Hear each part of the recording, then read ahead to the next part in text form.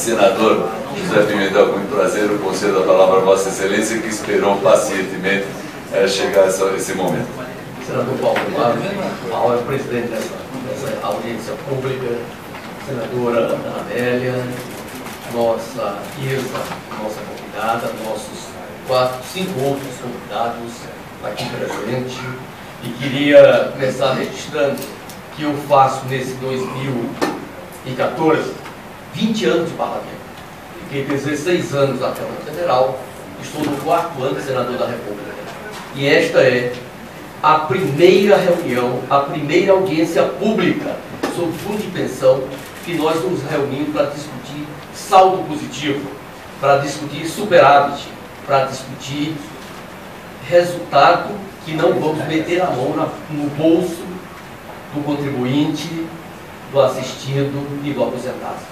Todas as outras, sem exceção, que nós fizemos, e já em 1996 nós instalamos no Congresso Nacional uma comissão parlamentar de inquérito para estudar o rombo que tinha em quase todos os fundos de pensão, inclusive na Previ, e também discutir mecanismos para impedir que os grandes metessem a mão no bolso do contribuinte, do aposentado e da pensionista. Doutor Rio Preto, nos reunimos muitas vezes para fazer esse debate.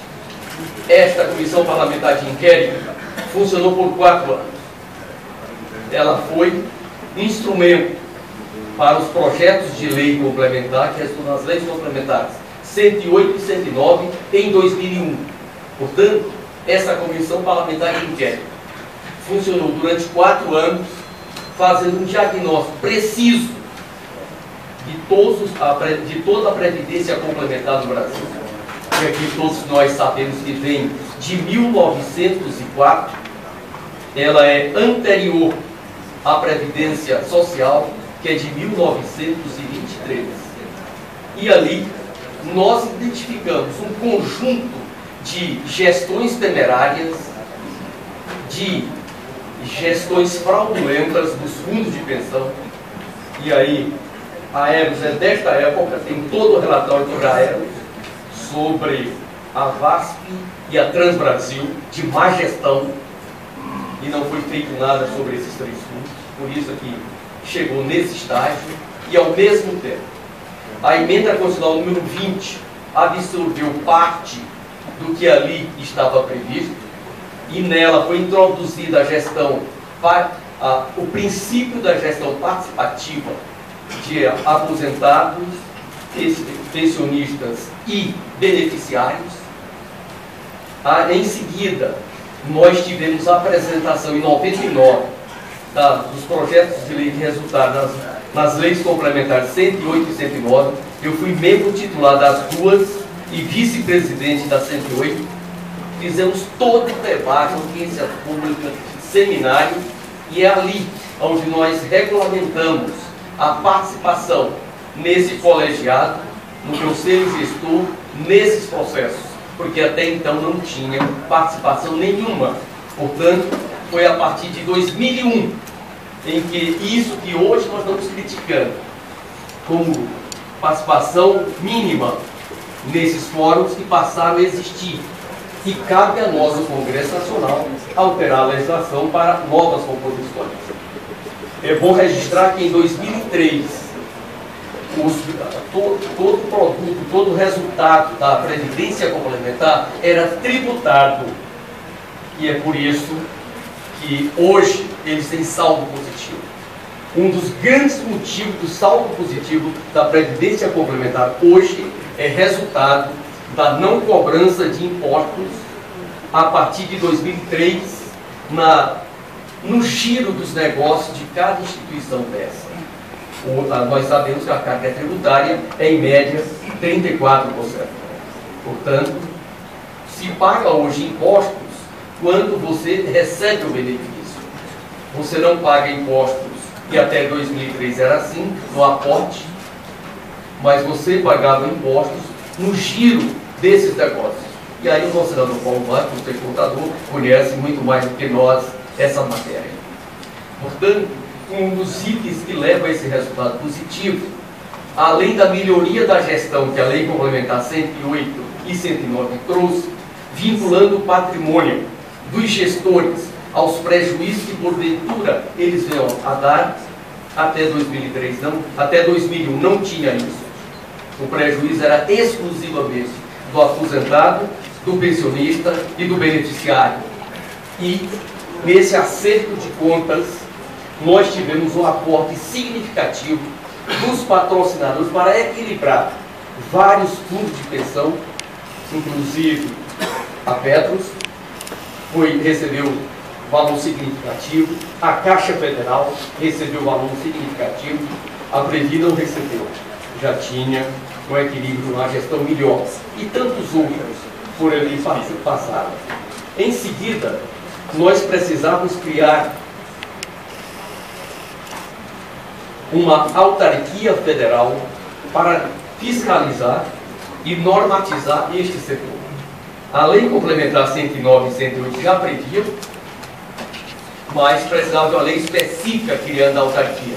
Até então, ela era uma secretaria diminuta, com limitações na sua estruturação e no seu papel de fiscalização. Este senador hoje, quando ministro da Previdência Social em 2009, veio para dentro do Congresso Nacional, discutir com todas as lideranças e tivemos uma aprovação quase unânime na Câmara e no Senado. É por isso que em 2009, no início do ano, nós tivemos a criação da Previc. Avançou muito, precisa melhorar, claro. Tudo que o ser humano faz sempre precisará de melhoria. Nós temos a resolução 26 e eu quero aqui dizer de que não tem extrapolamento de legislação. Até porque toda a assessoria para a sua elaboração veio da AGU. Tem N pareceres sobre a Advocacia Geral da União sobre essa matéria.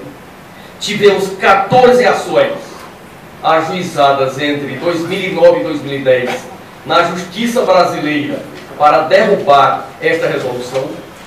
Eu sou daqueles que compreendi de que num processo você pode ter um ou outro advogado que se equivoque. Mas em 14 ações, com a qualidade desses advogados, que eu conheço parte deles, é muito difícil. E mais ainda, aqui tem de todos que estão na mesa, a Federação das Associações de Aposentados do Banco do Brasil é autor de uma delas, também foi bons advogados, inclusive colegas meus, eu sou também advogado. E também tivemos por parte da Associação Nacional dos Participantes em Fundo de Pensão uma ação direta de inconstitucionalidade. O número dela é 4.644 desta época e teve como relator o ministro Celso de Mello. Ele indeferiu a liminar inicialmente. Em seguida dessa decisão, as entidades recorreram por agravo para o Pleno do Supremo Tribunal Federal por unanimidade. Aqui vou pedir para juntar os autos, manteve a decisão e declarou extinto o processo. Portanto, é preciso que a gente reflita que não foi apenas um advogado. São 14 ações e mais uma ação direta de inconstitucionalidade, e são os melhores advogados que a gente tem no Brasil sobre esta matéria. Então, especialistas.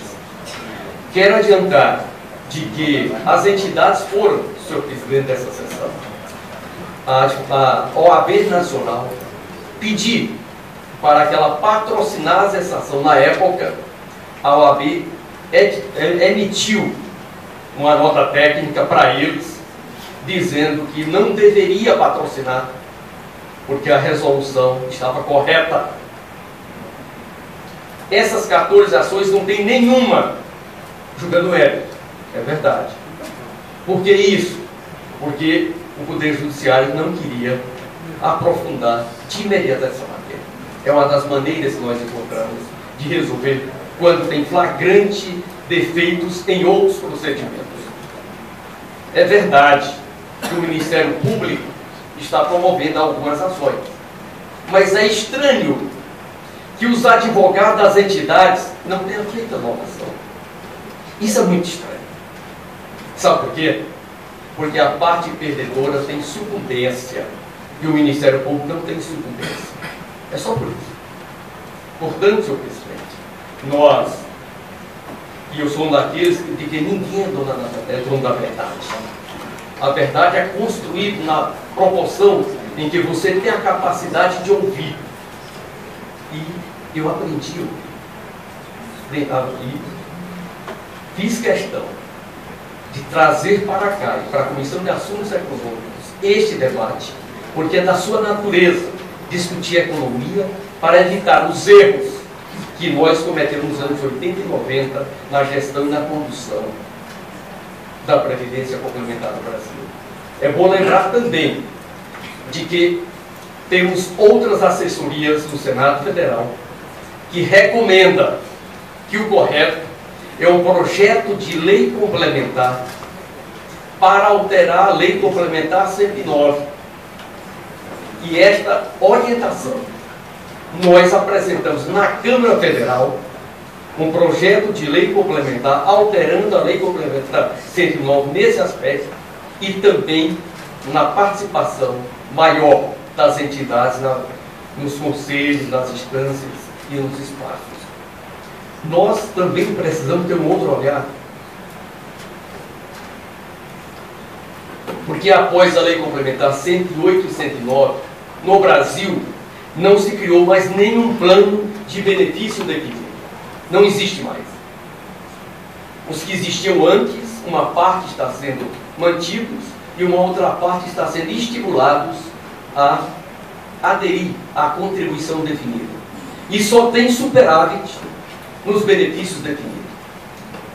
Em nome da verdade, para que a gente não iluda o cidadão comum que não tem essa obrigação de saber isso, quando se fala que a previdência do servidor público está sujeito a isso, não leu a Lei Complementar 108 e 109, não leu também a lei que criou o Fundo de Previdência Complementar do Servidor Público, porque ali é exclusivamente CD, contribuição definida. E em contribuição definida não tem superávit, que aqui nós estamos tratando. Só tem em BD. O Banco do Brasil, a partir de 2000, ele não admite mais servidores em BD, em benefício definido. Só admite em CD, em contribuição definida. Os demais, todas as estatais que foram privatizadas a partir da Vale, que era um dos maiores fundos, foi transformado em CD, em contribuição definida, naquela negociação de aporte de recursos. A Petrobras também só está admitindo em CD ultimamente. A Caixa Federal não é diferente.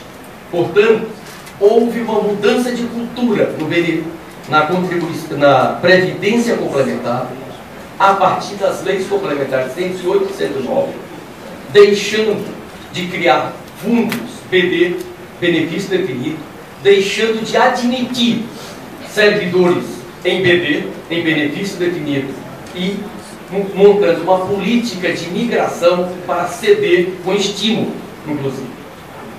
Nós precisamos fazer isso para que a gente não engane as pessoas, para que a gente não trate as pessoas de boa fé nesse debate e no dia de amanhã elas venham a pensar que foram iludidas por A ou por B.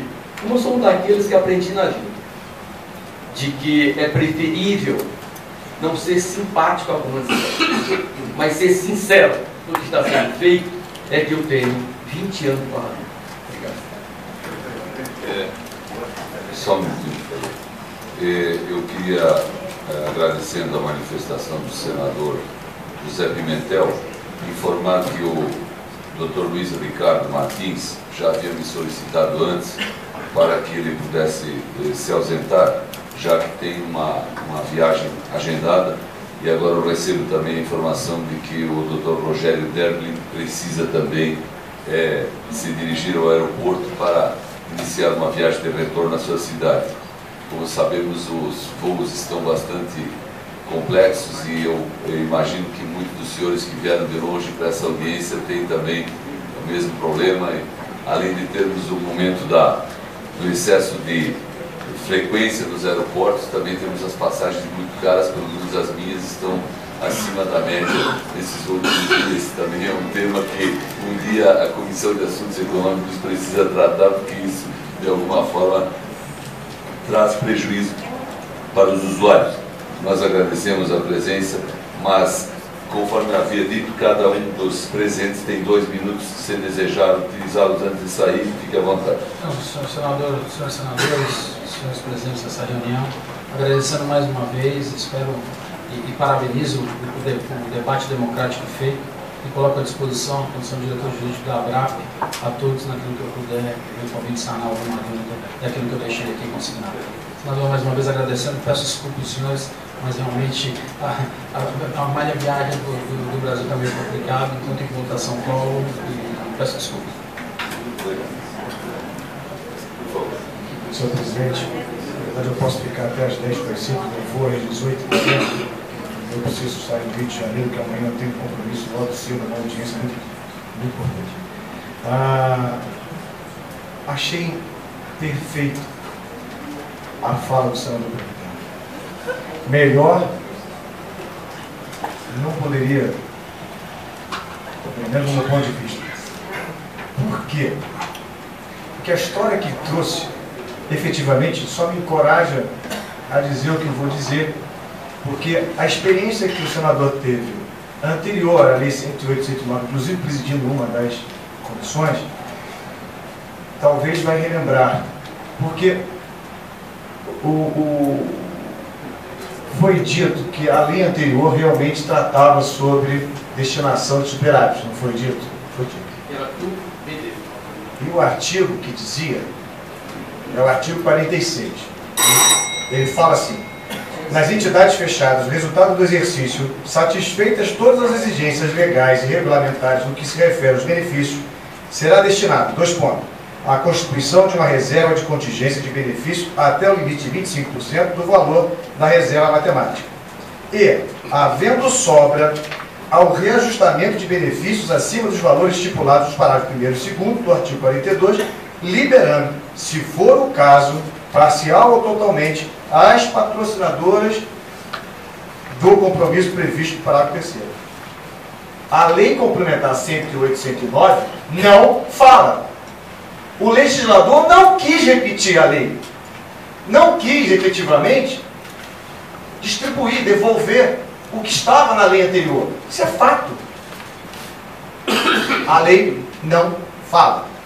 A Lei 108 109, ela se calou. E a interpretação extensiva, alongada, não é correta.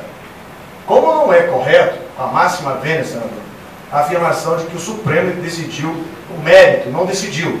Eu vou ler o voto do ministro. Eu não falei isso. Desculpa, eu não falei que decidiu o mérito. Eu disse que indeferiu a liminar. Perdão. Para ser franco, aqui perdão, nós temos todo o direito de divertir o mérito, mas não voltar com a verdade. Perdão, excelência, talvez eu só tenho 47 anos, talvez eu não tenha a experiência de Vossa Excelência, e às vezes a emoção fala um pouco mais alto. O Supremo não decidiu um mérito quando quis dizer, efetivamente, ele não apreciou a liminar, ele deferiu porque ele disse que não era o caso de ação direta, mas olha o que ele disse.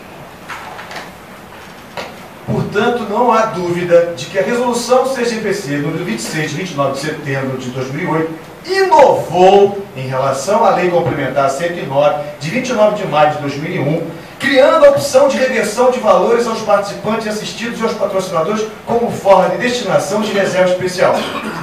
Diz mais: em suma, a Resolução 26, expedida apenas para dar eficácia à previsão legal da destinação de reserva especial constituída nas entidades fechadas, acabou por extrapolar o seu limite material regulador ao prever nova modalidade não prevista na legislação, a reversão para o patrocinador e participante de valores integrantes do patrimônio dos planos de benefício. Permitiu, portanto, ao invés da revisão do plano de benefício previsto na lei complementar, cujos efeitos direcionam-se necessariamente para o futuro, o plano deve ser revisado para que no futuro não seja gerado nem déficit, nem superávit, nem mensurado, surge-se uma reversão de valores que equivale à distribuição de lucro, com base no resultado dos investimentos obtidos dos exercícios passados. Grifei. Vê-se, desse modo, que o eventual extravasamento dos limites materiais do diploma legislativo em causa, Lei Complementar 109 de 2001, por parte do ato, ora questionado, poderá configurar estado de direta insubordinação aos comandos da lei, matéria essa que, em função de sua natureza, acha-se pré-excluída do âmbito temático do sistema de fiscalização abstrata de consideração. Foi isso que o Supremo disse. O ministro Celso Mello, como o doutor Rui disse, está aqui, eu faço questão, eu tenho a cópia inicial da ação direta e o despacho passa a mão de Vossa Excelência. Então, senador, o senhor me perdoe, na verdade, porque o Supremo, ele, quando julgou o agravo, é porque houve uma interposição de um recurso para cassar a decisão monocrática do ministro relator, Sua Excelência Celso de Mello, justamente para quê? Para poder, efetivamente, o Pleno apreciar. Como a matéria não é passível de se analisar pelo Supremo, o que o Supremo disse? Não vou decidir essa questão, por quê? Porque não é passível de ação direta de constitucionalidade de controle direto. Mas disse, nas entrelinhas, que a resolução, efetivamente, não é uma resolução que, ao ver, pelo menos do decano, constitucional, legal, etc. Eu posso ter me enganado, se o senhor me perdoe, no momento algum eu quis afrontar Vossa Excelência, muito pelo contrário. Só achei interessante a fala de Vossa Excelência, porque a lei anterior falava, a lei nova não fala. A única hipótese dessa resolução 26 estar legalmente dentro do ordenamento jurídico seria alterar a lei 108 e 109 para dela fazer voltar o artigo 47 do artigo 46 da lei revogada. Esse era a questão. Senadora Ana Amélia, foi dito aqui sobre que a decisão em última instância é do deliberativo. Então, a decisão de assinar uma reversão de valores é sempre do deliberativo. É correto. Só que no nosso ordenamento legal nós temos uma equação perversa, que no deliberativo há o voto de qualidade, chamado voto de Minerva. Então, por mais que os três eleitos existam, vamos perder sempre. Então, nós precisamos do amparo do Congresso mesmo, porque no Conselho Deliberativo dos fundos de pensão, no caso está previsto, como é paritário, são 3 eleitos e 3 indicados, nós vamos perder sempre pelo voto de Minerva. Se for do interesse do patrocinador, ele vai levar sempre. E outra coisa que é muito importante dizer é que a prática de permitir a reversão de valores, nós podemos chegar numa coisa quase de uma ficção perigosa, um círculo vicioso. Bem sabe da preponderância de poder do patrocinador. Ele pode começar a reduzir benefícios alterando regulamentos para produzir resultados superavitários e para poder repassar para si mesmo. Percebe? Terminando. No momento em que existe a possibilidade de ter lucro com o seu fundo de pensão, ele começa a mudar o regulamento. O regulamento ele muda no deliberativo, onde ele tem voto de Minerva. Aí ele muda a equação, a referência lá dentro do plano. Começa o patrocinador a rebaixar o salário dos seus empregados. Cria uma maneira de fazer o plano gerar mais resultados, mais e mais, reavalia ações, e depois ele tem 50% das reservas. E nós combatimos com veemência a resolução do CGPC 26, porque acreditamos que esta casa tem condição de fazer uma reforma da 108 e 109 muito melhor do que 8 pessoas sentadas no conselho do Executivo. Muito obrigado. Por favor, senhor Rui Pedrosa. Eu queria agregar algumas considerações a respeito do que foi comentado aqui pelo senador José Pimentel. Primeiro, eu queria informar a senadora Ana Amélia que a desigualdade na composição do CGPC, e o senador José Pimentel sabe disso, não se restringe àquela desigualdade numérica de 9 a 1. É uma desigualdade que se traduz também em um fato. A única entidade que representa os empregados no Conselho Gestor da Previdência Complementar se chama ANAPAR. E por decreto, o seu representante, o seu presidente é que representa os trabalhadores. E a ANAPAR, do universo de 2 milhões e poucos de trabalhadores, tem apenas 10 mil associados. 10 mil associados.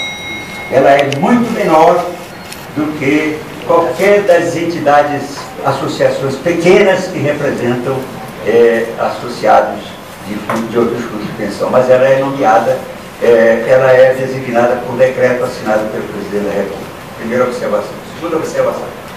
Efetivamente, como disse o senador José Pimentel, as entidades patrocinadoras, as empresas, particularmente as chamadas empresas estatais, decidiram já há algum tempo, e o governo também, talvez essas empresas tenham seguido a orientação do governo, o governo não admite mais a constituição de planos BD. E a razão é muito simples. É que nos planos de benefícios definidos, o patrocinador é responsável pela cobertura de eventuais insuficiências. E no plano CD, de contribuição definida, não. O patrocinador, que é o ator protagônico na gestão desses fundos, se eles derem prejuízo, não tem nenhuma responsabilidade. Então é uma maneira de se escafeder de responsabilidades. Outra coisa, isso já, inclusive, sugerimos, e fica a sugestão à Vossa Excelência e ao senador José Pimentel, que se modificasse também a legislação para um fato. Você chama a atenção. Eu disse aqui que o legislador não admite a devolução da contribuição patronal à empresa patrocinadora, porque não é ela quem contribui, ela repassa a terceiros.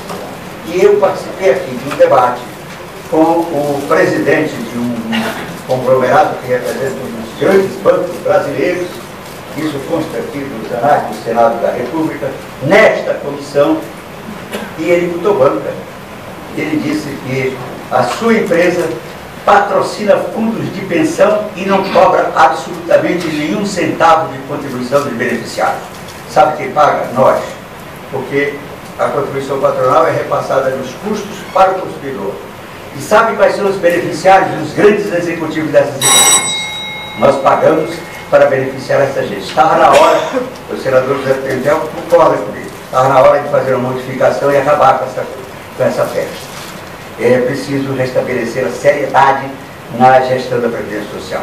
E uma das emendas, uma das iniciativas profundamente contributivas para o aperfeiçoamento desse sistema, e eu não sou liberal, não sou também anarquista, mas seria retirar o Estado da influência que tem na Previdência Social, porque o Estado é sabidamente mau gestor da Previdência Social. O Estado brasileiro faliu o sistema de previdência oficial. O CGPC foi quebrado pelo Estado, que dilapidou todas as reservas técnicas do regime de capitalização e que o sistema funcionava até o ano de 1972, quando no regime militar, logo no momento em que o sistema começou a responder pelo encargo de aposentadorias para os segurados, no regime militar, por um golpe de cúpula, se alterou, acabou-se com o regime de capitalização e adotou-se o regime de repartição, que é chamado pacto intergeracional, muito bonitinho, que diz que a geração ativa sustenta a geração inativa para ser sustentada pela geração seguinte. A senhora sabe qual foi a alegação? É que no regime de capitalização se contabiliza a reserva técnica. E a reserva técnica contabilizada da Previdência Social alcançava bilhões de cruzeiros, no tempo da inflação. E o governo era só contado no saldo, o governo tinha gasto todo. E saiu uma decisão desse golpe de cúpula em que o governo dizia simplesmente o seguinte: se o sistema for deficitário, o governo cobre o déficit do sistema. Se o sistema for superavitário, o superávit fica com o governo, porque na hipótese de déficit ele vai cobrir. Acontece que o sistema era superavitário, mas era só contábil e o dinheiro não existia mais.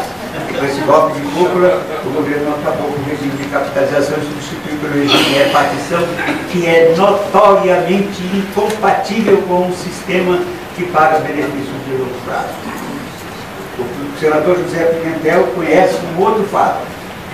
Em 1997, celebrou-se um acordo entre o Banco do Brasil e a Previ, pelo qual o Banco do Brasil transferiu para a responsabilidade da Previ uma dívida de 10 bilhões e 900 milhões de reais. Com o abatimento de 5 bilhões e 75 milhões de reais. Sabe quem pagou? Sabe de onde foi tirado? Nós. Não foi a Previ que pagou, porque a Previ não tem patrimônio. Esses 5 bilhões e 75 milhões de reais foram retirados do plano de benefícios, o senador José Pimentel sabe disso, porque ele apoiou também esse plano, esse acordo. E mais, eu tenho aqui... Teve uma eleição dentro do Banco do Brasil e a maioria do funcionalismo votou. Eu sou um democrata. Três tentativas, não conseguiu na primeira. Foram 3 tentativas, não conseguiu na primeira nem a segunda. O grupamento sindical que apoiou esse acordo divulgou amplamente no seio do funcionalismo que se tratava de uma conquista histórica do funcionalismo. Eu tenho o senador Pimentel conhece. Outra cláusula desse acordo foi o que dava direito ao Banco do Brasil de ficar com 2/3 dos futuros superávites da Previ a título de amortização antecipada dessa dívida. A Previ tem sido saqueada escandalosamente. Eu não quero que a Previ amanhã aconteça conosco como um Aeros. É surpreendente o que está se passando na Previ. Eu poderia dizer a Vossa Excelência, senadora, que o Banco do Brasil já se aproximou de mais de 40 bilhões de reais do plano de benefício da Previ. E isso, evidentemente, causa preocupação. Nós precisamos, é preciso chamar a atenção desta casa. Eu vou dizer a Vossa Excelência o seguinte: eu acompanho tudo isso, porque eu também já tive a honra de pertencer a esta casa. E eu fui um dos legisladores que aprovou a primeira lei que estatizou o sistema de previdência complementar, foi a lei 6436. Apresentei uma série de emendas que foram aprovadas. E a antiga SPC, a atual Previ, iniciou ali uma tradição que se mantém até hoje, de desserviço ao sistema de previdência complementar. O presidente Geisel tinha mandado o projeto de lei da Lei 6435, no qual havia um artigo que estabelecia simplesmente o seguinte: o segurado da Previdência Social, se aposentar até com a idade de 55 anos de idade, não terá direito ao benefício da previdência complementar. Nós apresentamos uma emenda, não se tratava de um projeto de lei especial, e a bancada, eu era da oposição, a bancada majoritária era da Arena, mas por espírito de corpo eles subscreveram uma emenda que o presidente Gade tinha recomendado que fosse rejeitada. Mas como a maioria da Arena aprovou a minha emenda, o presidente Gade mandou que ela fosse aprovada e ela foi suprimida, esse artigo suprimido da lei. O presidente Gade era muito bem, o senhor conterrâneo, talvez foi o mais esperto presidente da República do regime militar. Ele fez o seguinte: ele, quando aprovou o decreto 81.240, ele colocou esse dispositivo no decreto. Sabe o que aconteceu? A Previ e todos os fundos de pensão das empresas estatais, com o beneplácito da SPC, em vez de se adaptar à lei, se adaptou ao decreto.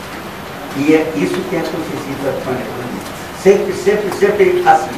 Então, nós aqui no Brasil estamos exercendo uma política, através da ação do Estado, que desmoraliza a previdência social e a previdência complementar, e isso é de extrema gravidade. O senador José Pimentel, eu faço uma apelo a Vossa Excelência, eu digo o seguinte: toda empresa tem os seus objetivos meios e os seus objetivos fins. Entre os objetivos meios de uma empresa, não consta se apropriar de dinheiro carimbado para a previdência social. Nos objetivos fins de uma empresa, a sua receita deve provir exatamente daqueles recursos para as quais a empresa foi criada. O banco tem receita proveniente das operações bancárias e não da previdência social. O Banco do Brasil tem uma receita, termino já. O Banco do Brasil, por exemplo, olha, veja bem o escândalo. Os bancos disputam avidamente o direito de administrarem contas de folhas de pagamento de empresas, de prefeituras, o senador sabe disso, o senador José sabe disso, etc. O Banco do Brasil administra, sem nenhuma concorrência, bilhões de depósitos dos funcionários aposentados, porque a Previ paga em conta, um depósito em conta, administra bilhões de depósitos da PRI, administra bilhões através da BBDTBM, dos investimentos da PRI, não paga absolutamente um centavo para a PRI e ainda cobra comissão pelo serviço bancário da Federação. Isso é escândalo. Isso clama aos céus. E eu preciso que esta casa tome conhecimento de tudo isso para retificar os fatos. E eu faço um apelo ao senador José Pimentel, que foi dirigente sindical, como eu também fui. É preciso que tenhamos, todos nós, a sensibilidade suficiente para pensarmos não nas nossas conveniências, mas pensarmos no futuro deste país, onde as injustiças são flagrantes, onde a distribuição de renda, a concentração de renda é clamorosa e a previdência social é um instrumento efetivo de redistribuição de renda. Ou nós corrigimos isso, ou amanhã ou depois nós teremos muito que lamentar que os nossos filhos vivem em um país conturbado pela violência, pela insatisfação, pela revolta do povo por fatos dessa natureza, tal como está acontecendo no sistema de previdência complementar. Eu faço aqui um apelo ao senador José Pimentel. Eu não sei como é a situação hoje. O senador José Pimentel conhece melhor do que eu.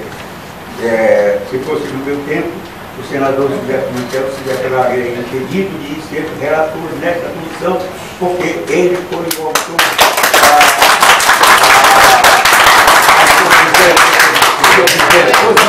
Nós convidamos o senhor Rui Brito com toda a gentileza e toda a generosidade.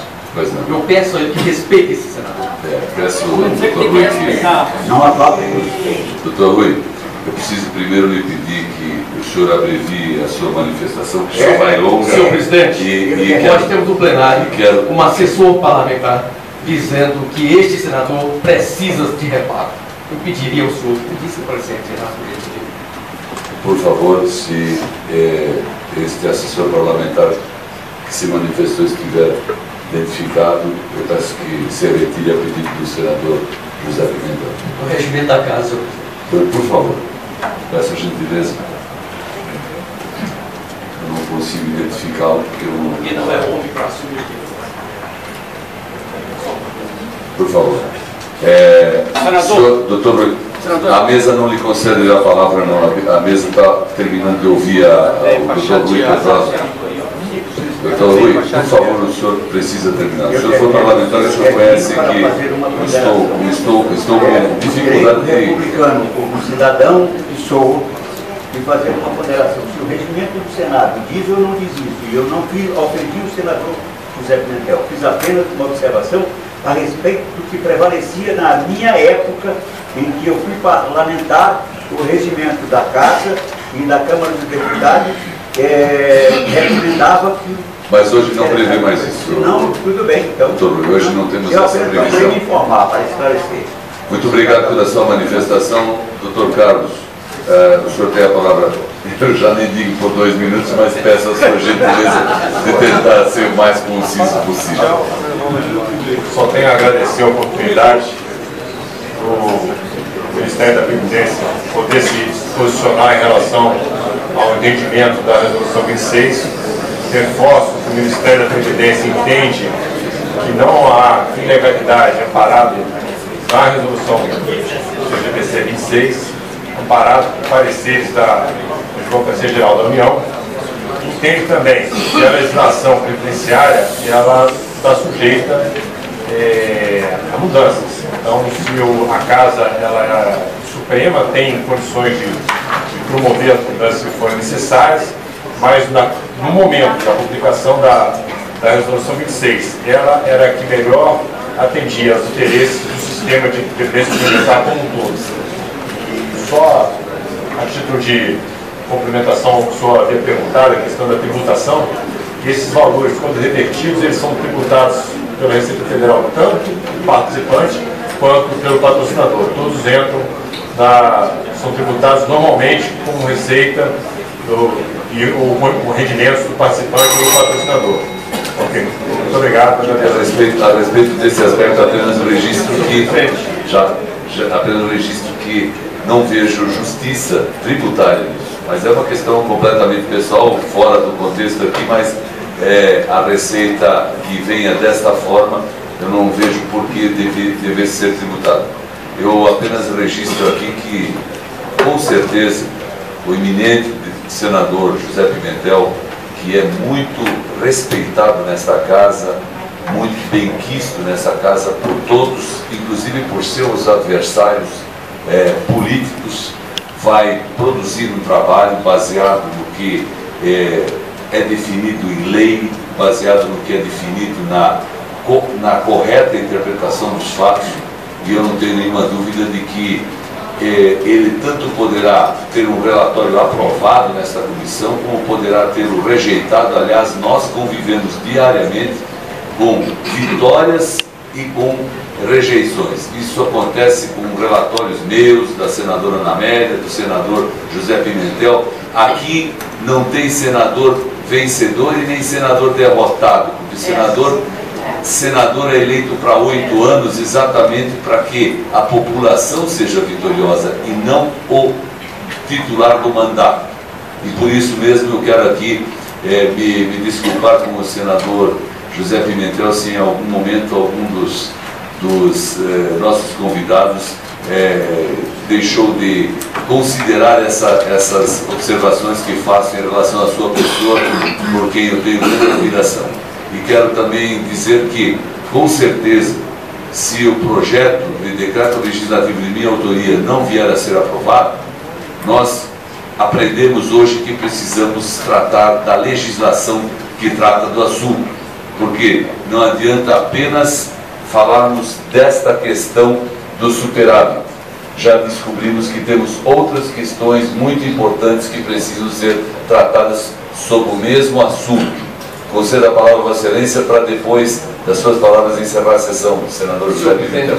Volto a registrar que nesses 20 anos, esta é a única audiência pública que o Congresso Nacional faz para discutir superávit. Todas as outras foi para discutir má gestão, para discutir desvio de recursos e para discutir cobertura de benefícios por conta de má gestão. Quero adiantar, e que eu aprendi na vida, é que quanto mais idoso, mais experiente eu vou mudando, a gente é mais tolerante.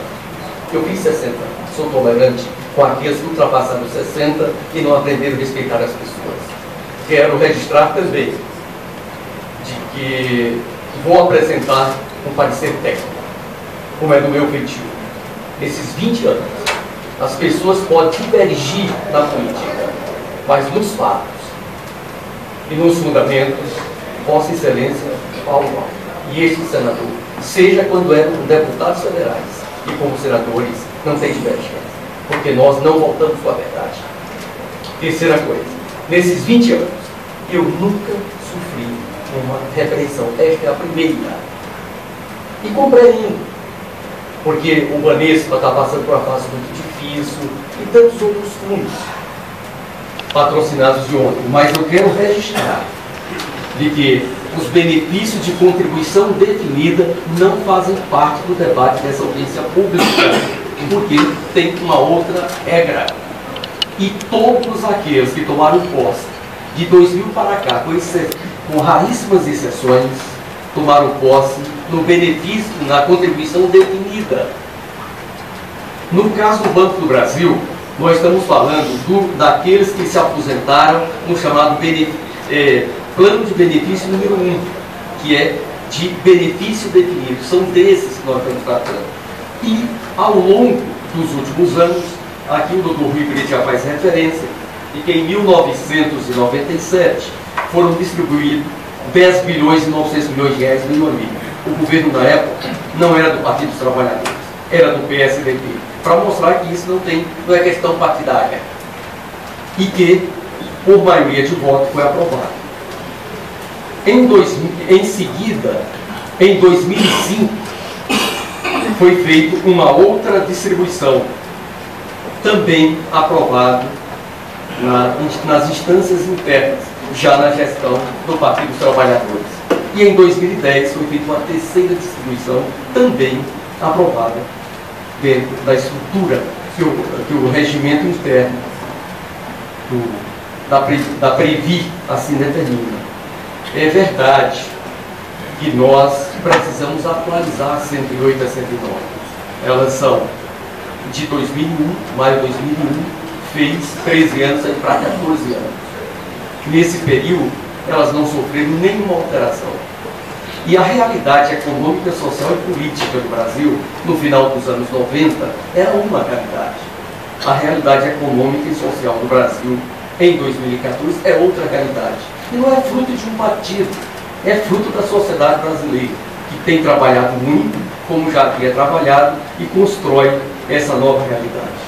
Quero registrar também, senhor presidente, que quando eu cheguei na Previdência Social, a Previdência pagava em torno de 350 milhões de reais aos bancos no Brasil para pagar os seus benefícios. Em 2009, nós conseguimos zerar o pagamento, fizemos uma licitação da conta dos aposentados e pensionistas e os bancos passaram a remunerar o Tesouro Nacional, em média, em R$ 2,40. Antes, nós pagávamos, em média, R$ 1,07. Portanto, aquilo que a Previdência Social pagava ao sistema financeiro para pagar os seus benefícios, passou a ser zero.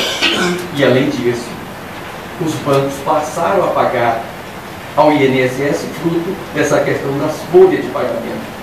Quero adiantar também que quando ali eu cheguei, nós levávamos em média 180 dias para conceder uma pensão, uma aposentadoria. Esse prazo foi reduzido em até meia hora. E para dar transparência, implantamos um sistema de conta gráfica em que cada trabalhador, cada contribuinte acompanha os seus depósitos para impedir que o seu empregador atrase e ao mesmo tempo fiscalize o Estado Nacional. E, a partir de 2010, passamos a encaminhar para a Casa dos Aposentados uma correspondência, dizendo que o valor do benefício é tanto, se ele quiser receber, marque dia e hora que a Previdência Social está pronta para pagar.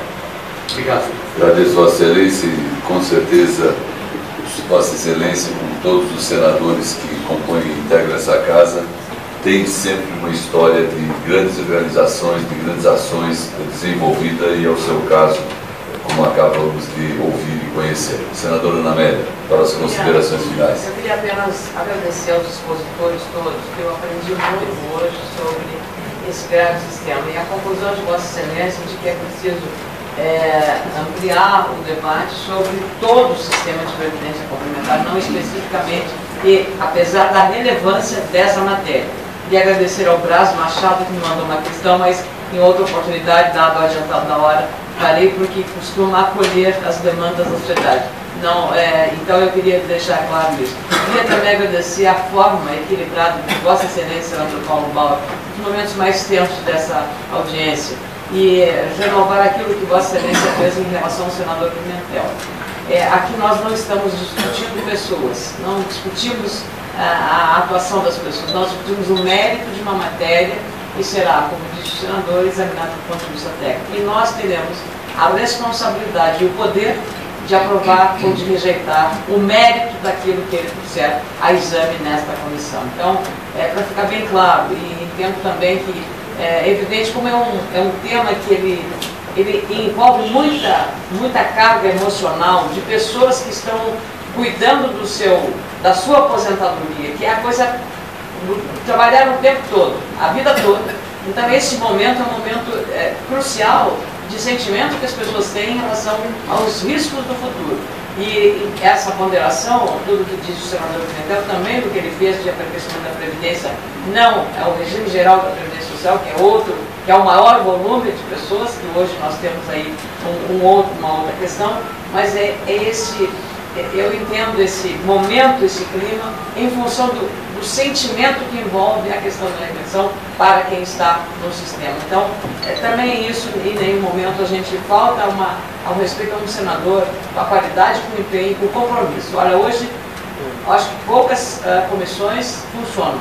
Esta funcionou integralmente com os 3 protagonistas que requereram esta audiência pública de um tema relevante. Mas renovar a Vossa Excelência a forma equilibrada, republicana, a forma absolutamente correta com que conduziu esta audiência pública, mesmo nos momentos mais tensos dela.